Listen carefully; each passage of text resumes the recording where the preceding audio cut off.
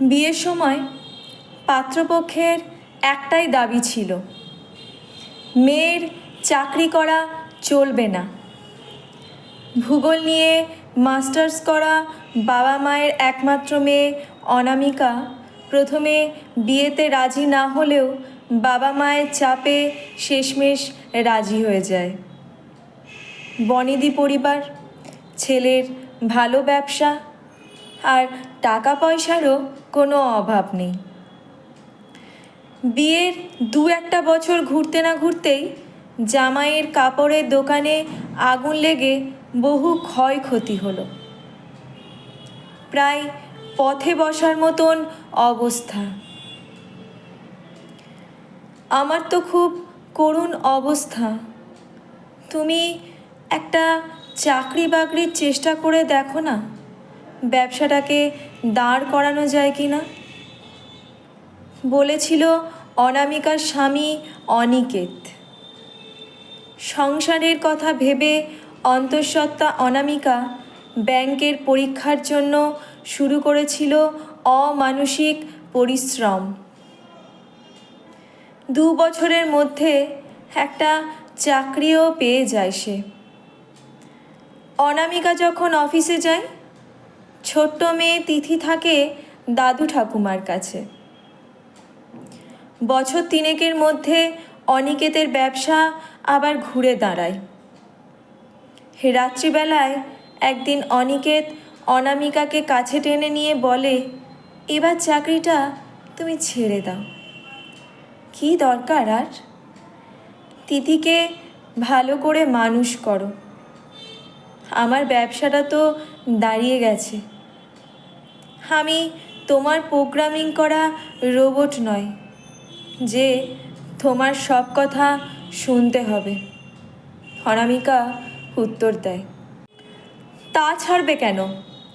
তাহলে কোচি ম্যানেজারের সাথে ঢলাঢলি হাহাহিহি এসব বন্ধ হয়ে যাবে যে।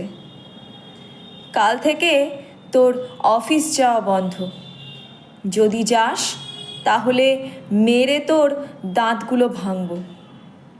দুশ্চরিত্র মেয়ে ছেলে কোথাকার। রাগে গড়গড় করতে করতে এইসব কথা বলে চলল অনিকেত।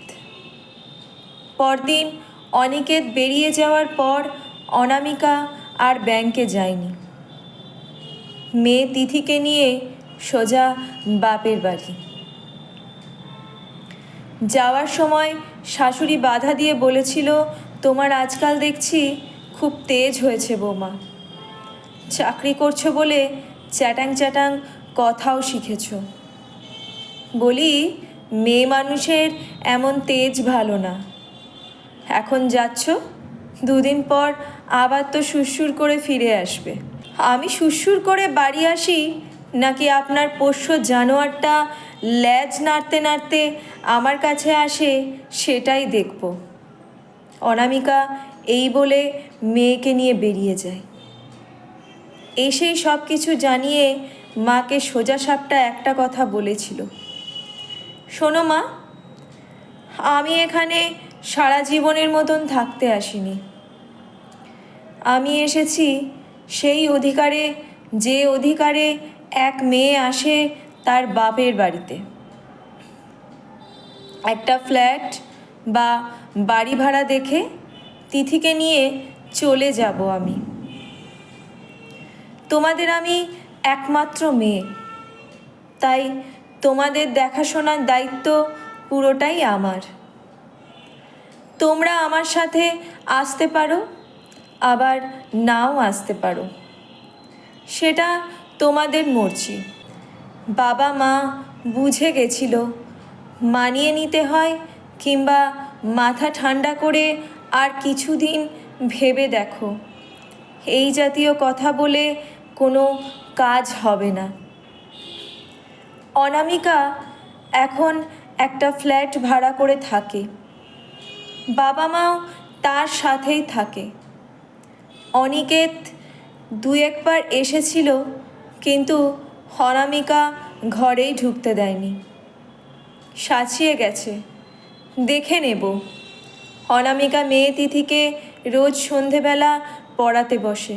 তার মেয়েকে বোঝায় শুধুমাত্র আর্থিক সচ্ছলতার জন্যই নয় স্বাধীনতা, এবং আত্মসম্মানের সহিত সমাজে এবং বিশেষ করে পরিবারের কাছে মাথা উঁচু করে বাঁচতে হলে মেয়েদের স্বাবলম্বী হওয়া একান্ত প্রয়োজন।